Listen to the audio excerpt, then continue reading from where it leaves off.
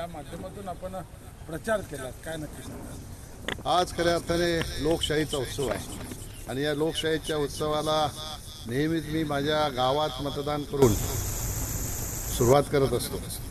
आज निश्चितपणाने गाव हे माझं परिवार आहे आणि सगळं परिवार आज निश्चितपणाने या ठिकाणी येऊन भरभरून मतदान देशहितासाठी करणार आहे. आणि देशहितासाठी मतदान करताना कुठल्याही प्रकारचा मनामध्ये किंतु परंतु मतदारांच्या असणार नाही याची मला खात्री आहे. गेल्या 2 महिन्यापासून ह्या लोकसभा क्षेत्रामध्ये प्रचार करत असताना आपण सर्व मंडळी साक्षीदार आहात. कशा प्रकारचा लोकांमध्ये उत्साह आहे, कशा प्रकारचा लोकांचा रिस्पॉन्स आहे हे आपण सगळ्यांनी पाहिलेलं आहे.